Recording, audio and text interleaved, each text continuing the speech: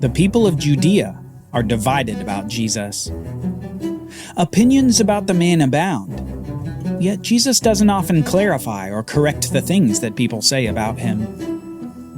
When he's alone with his disciples, he explains his various actions and makes more specific claims about himself, but it's rare in his public-facing ministry that he does such a thing. In fact, for much of Jesus' public ministry, his teaching takes the form of parables, these short stories that illustrate truths and demand a reaction. The Gospel of Matthew even goes so far as to say that at some point in Jesus' ministry, he said nothing to the crowds without a parable. Further, in most explanations of the parables, Jesus retreats into private with his disciples rather than explaining them before the crowds that heard the parable. This behavior of Jesus is incredibly enigmatic, and it leads to a necessary and critical question. Why? Why would Jesus speak with obfuscation to the crowds? Why is it that Jesus wasn't wholly clear in his speech regarding his mission and his identity?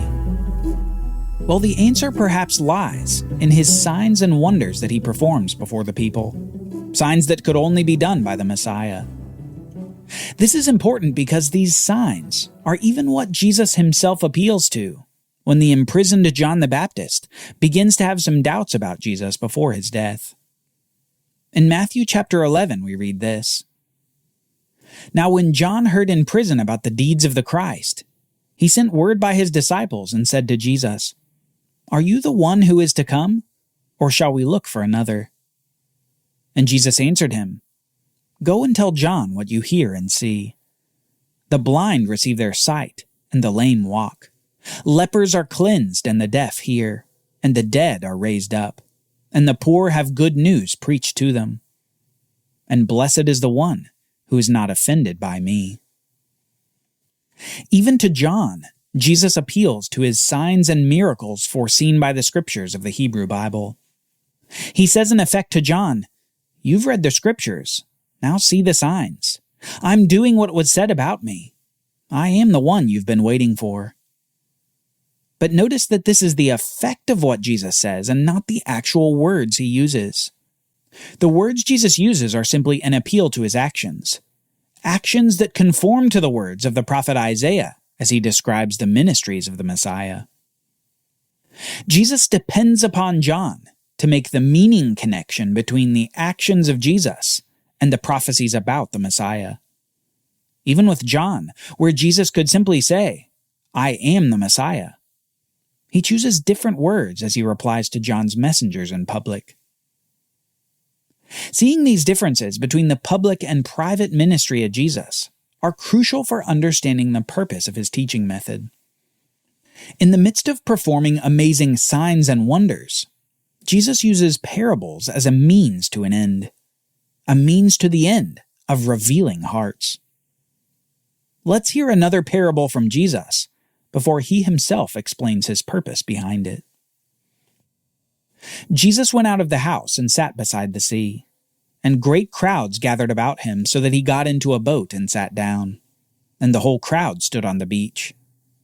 And he told them many things in parables, saying, "A sower went out to sow some seeds, and as he sowed, some seeds fell along the path, and the birds came and devoured them. Other seeds fell on rocky ground, where they did not have much soil, and immediately they sprang up, since they had no depth of soil. But when the sun rose, they were scorched, and since they had no root, they withered away.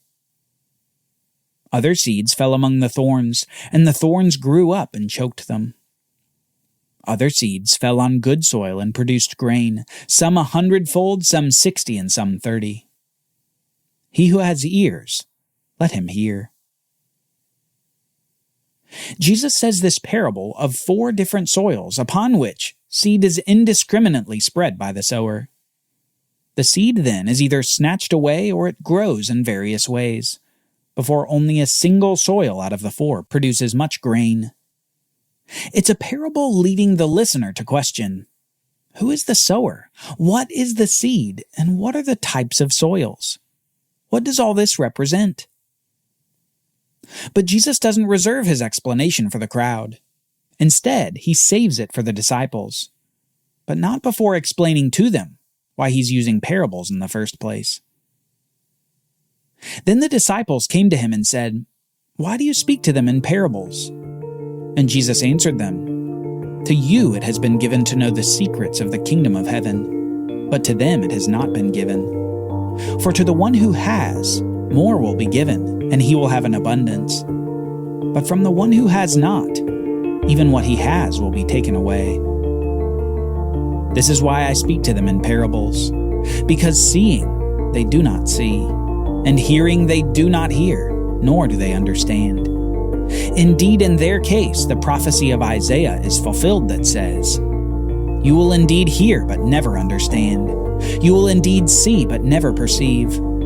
For this people's heart has grown dull, and with their ears they can barely hear, and their eyes they have closed, lest they should see with their eyes, and hear with their ears, and understand with their heart, and turn, and I would heal them. But blessed are your eyes, for they see, and your ears, for they hear. For truly I say to you, many prophets and righteous people longed to see what you see, and did not see it, and to hear what you hear, and did not hear it." This explanation from Jesus is so important that we need to dwell on it for a moment. He says that his disciples have been granted the secrets of the kingdom, but that the crowd hasn't been given the same privilege. Instead, just like in the days of Isaiah the prophet, the hearts of the people have grown dull. They can barely hear. They have closed their eyes and they can't understand. Jesus says that these people who can't hear are kept from knowing the mysteries of the kingdom of heaven because they have not already embraced the knowledge that they do have. While the disciples have followed Jesus in faith and gained additional kingdom insight, those faithless of the crowd are dull of heart, and the parables of Jesus cause an even deeper dullness of heart. This is why Jesus says, "For the one who has, more will be given, but the one who has not, even what he has will be taken away."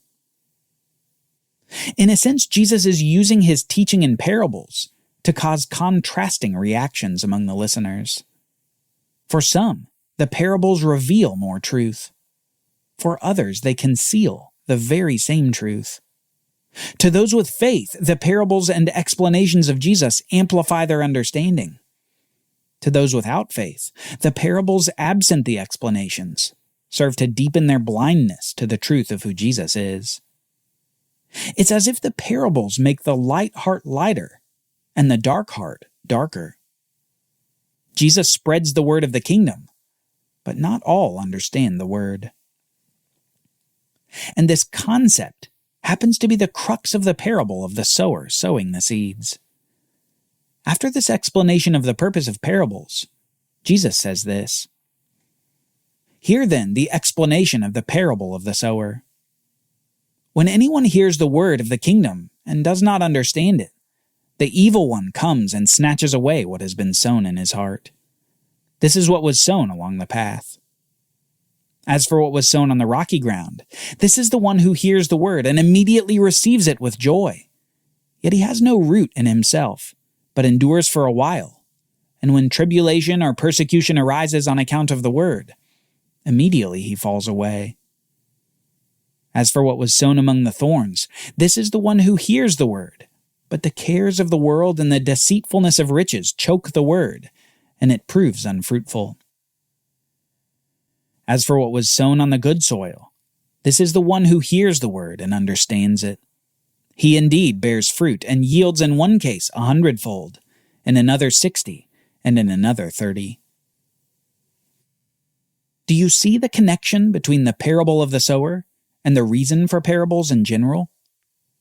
Jesus, the sower of the word of the kingdom, spreads it indiscriminately, but it's only the good soil that produces the fruit of understanding.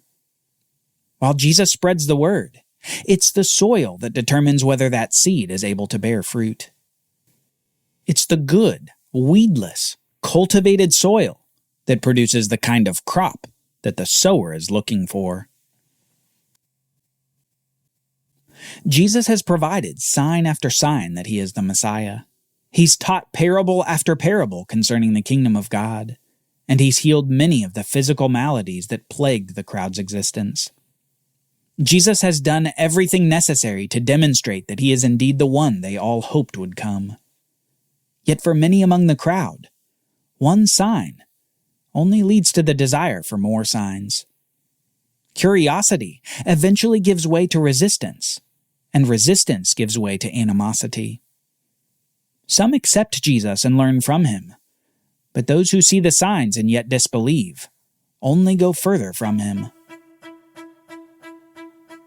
And it's after about 3 years of ministry throughout Judea that Jesus finally comes to Jerusalem for the last time.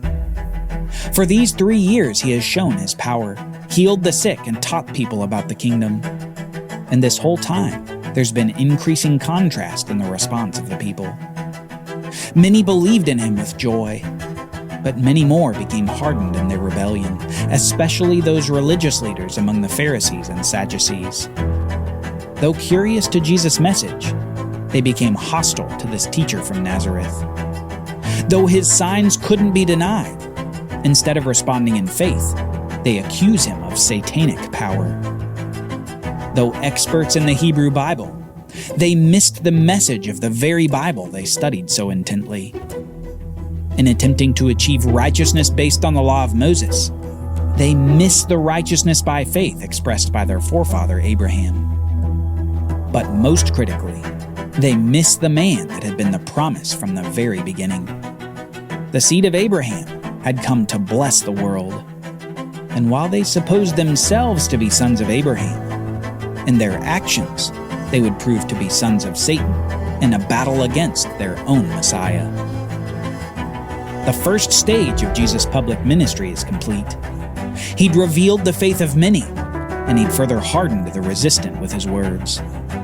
And next, Jesus would go to his most important task yet. Now he would go to the city of the king, his own city, his hardened city, who would reject him in their unwillingness to accept their own king. In just a few days, he would voice a lament that would echo for generations. "O Jerusalem, Jerusalem, the city that kills the prophets and stones those who are sent to it. How often would I have gathered your children together as a hen gathers her brood under her wings? But you were not willing."